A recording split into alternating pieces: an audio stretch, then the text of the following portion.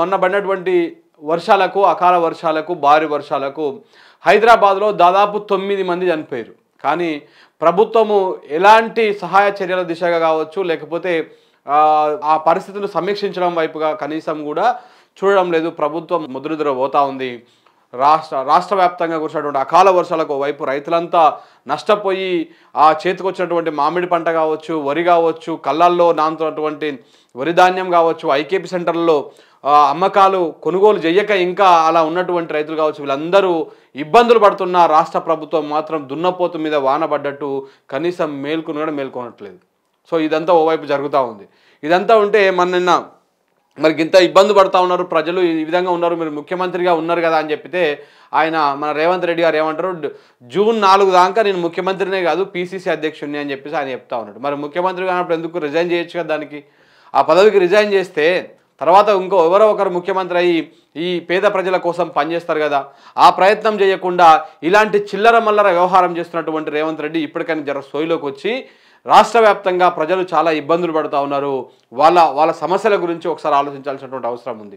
So అన్నింటి గురించి మాట్లాడుకుందాం. ఇక దాంతోపాటు ఉత్తర తెలంగాణలో ఎవరి ప్రాబల్యం ఎలా ఉండబోతా ఉంది, ఉత్తర తెలంగాణలో ఎవరు గెలవబోతా ఉన్నారు. సో ఇవాళ రేపు ఎల్లుండి మనకు 3 రోజులు మిగిలింది కాబట్టి ఇవాళ ఉత్తర తెలంగాణ, రేపు దక్షిణ తెలంగాణ, తర్వాత హైదరాబాద్ ప్రాంతంలో ఇట్లా 3 రోజులుగా 3 ప్రాంతాల గురించి ఒకసారి విశ్లేషించుకునేటువంటి ప్రయత్నం చేద్దాం.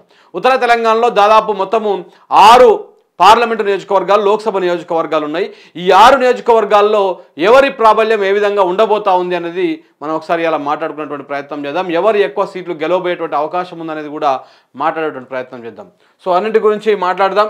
ఇక దాంతోపాటు నిన్న మన కోమటిరెడ్డి వెంకటరెడ్డి కొన్ని శిల్క పలుకులు పలికిండు. మరి అసలు ఇంత పెద్ద వాన పడుతున్నా కరెంటే పోలేదని చెప్పేసి శిల్క పలుకులు వలుకుతా ఉన్నాడు. కానీ హైదరాబాద్ లాంటి ప్రాంతాల్లోనే కరెంటు పోయి 24 అవర్స్ అయినా ఇప్పటికీ ఇంకా మళ్ళీ యథాస్థిత స్థితికి రాకపోవడంతో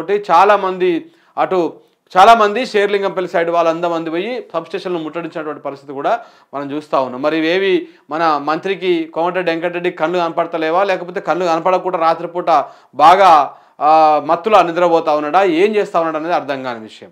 సో కాబట్టి ఇట్లా మరి విద్యుత్ శాఖ మంత్రి, ఉప ముఖ్యమంత్రి గారు పత్తా లేరు అసలు, ఏడ కనపడతారు. ఆ ఉప్పల్ మన అది ఆ ఖమ్మము ఎలక్షన్ల క్యాంపెయిన్లో కూడా ఏడ కనపడతలేడు. ఎప్పుడైతే పొంగులేటి శ్రీనివాసరెడ్డికి ఇచ్చిండ్రో, పొంగులేటి శ్రీనివాసరెడ్డి వియ్యంకుడికి టికెట్ ఇచ్చిర్రో నాకు సంబంధం లేదన్నట్టుగా అటు తుమ్మల నాగేశ్వర్ కావచ్చు, లేకపోతే ఇట్లా బట్టి విక్రమార్క ఇద్దరు కూడా సైలెంట్ అయిపోయారు, మ్యూట్ అయిపోయారు. సో అన్నింటి గురించి మాట్లాడదాం మిత్రులారా ఒకసారి.